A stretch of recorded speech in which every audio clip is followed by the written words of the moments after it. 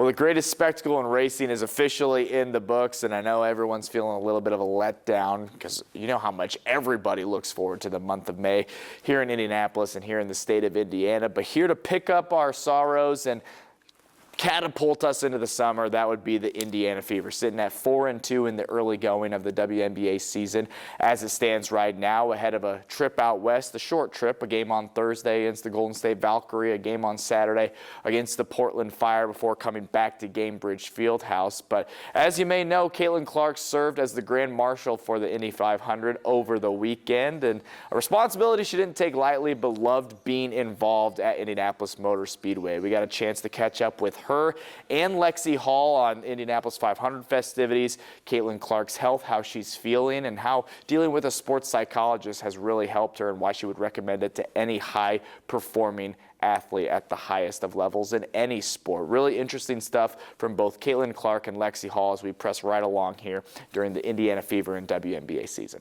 Yeah, super cool. I don't think I've ever been in a place that had so many people, and obviously, like, you know how many people are going to be going into it, but I think, like, once you get out there in front of that many people, it's like, oh my gosh. But really fun. Obviously, a really cool finish too down the stretch. I'm not like huge into racing. I'm still learning about it, but I left before the race was over. But I was watching at home on TV, and I was screaming at the TV, so it was pretty fun and pretty cool. And just the excitement from even like all the fans and how excited they were that I was the Grand Marshal was really special, and definitely crossed it off my Indianapolis bucket list, so it was fun. I think you talk about not taking these moments for granted, Caitlin. Yeah. Does that kind of reinforce, wow, like, for people sure. actually look forward to seeing me, and I'm going to them? For sure. I mean, like I said, I didn't really know what to expect going into it. I'd never been there before.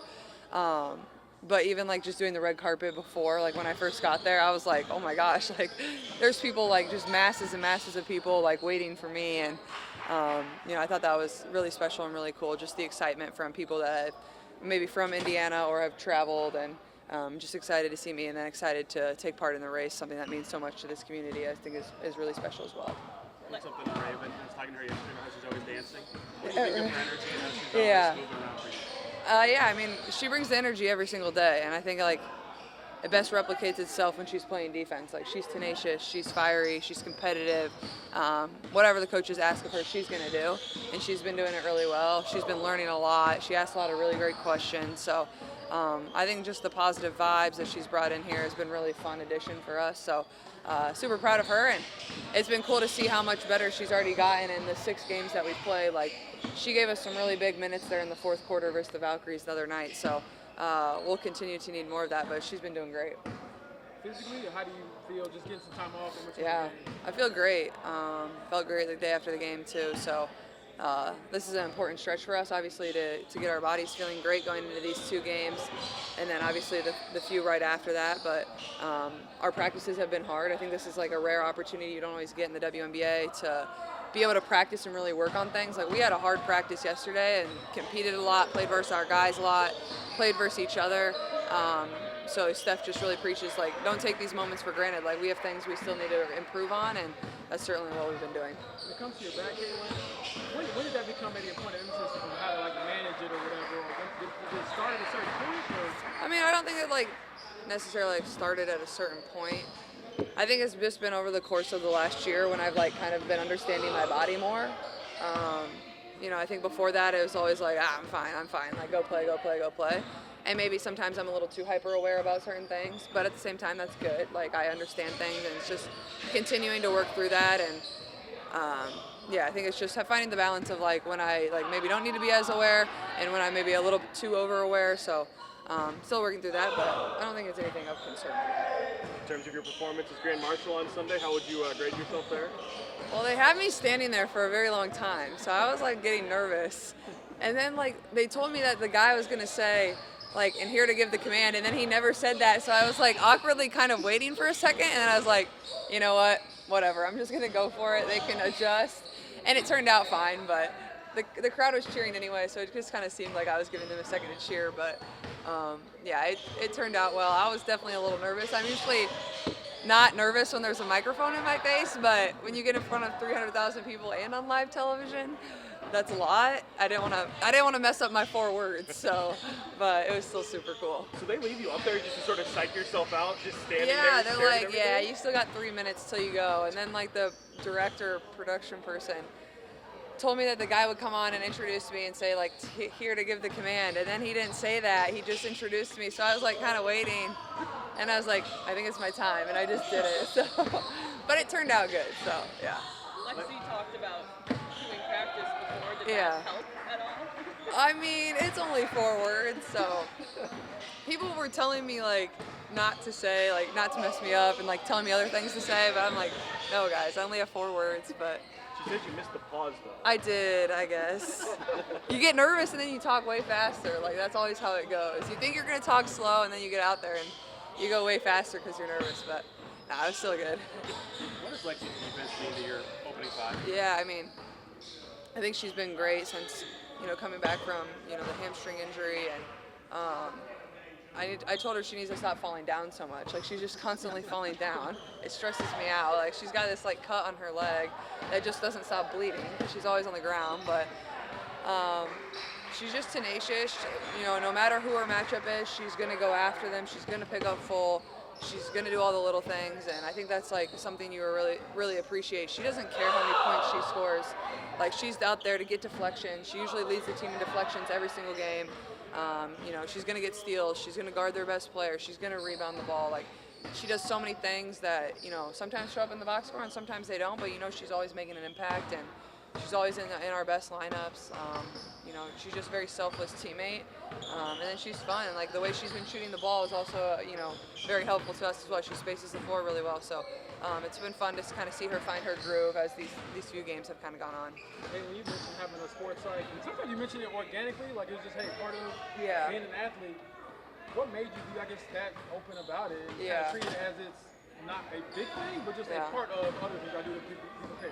Yeah, it's definitely just part of what I do. I mean, I think it's a great thing. I think any high-performing athlete would tell you, you wouldn't be able to perform at that level without it. And if a high-performing athlete doesn't have one, well, I mean, that's pretty impressive. So I think it's just a good outlet for you. Like, at the same time, like, you have the human side to balance, and then you have the performance side, and, you're trying to deal with both, and at times it can be a lot. So I think it's maybe the most important thing that I have as part of, like, my team and the people that I work with is, like, obviously, my body and the performance, and, like, I want to be great, but I can't do that if my mind's not right. So I feel like that's probably the most important thing, and I probably learned that over the course of the years is, like, you don't always just have to power through. Like, it's okay to, like, be disappointed or be upset or be stressed or, doubt something or, and at the same time, you don't want to get too positive and, too high on yourself. You want to try to continue to stay right in the middle. So it helps you learn about yourself, a lot about yourself, how to become a better leader, be a good teammate, and remain confident in everything that you do. But you do have an opportunity to talk about positive things, right? Absolutely. Sometimes That's like, the best man, it's part, doom you and know? gloom, it's all- And I always talk about a lot of the positives too. Like, it's not negatives. And a lot of time, maybe it is a lot more positive of, like, things you notice you are doing really well or things that are helping the team. And it's great to recognize those too. So it's like a fine balance. And I think that's the great part about it is, like, you celebrate all the great things you're doing and, even, like, for example, when I played the Mystics, like, I was super proud of myself. Those first 3 quarters were such a mental battle, but, like, having the mental resolve to be able to battle through into the fourth and really figure it out and kind of get hot, like, proud of that. And, that can be one of the toughest things as a competitor is, like, when things aren't going your way, how do you continue to fight? How do you continue to battle? And, you got to celebrate those wins as well.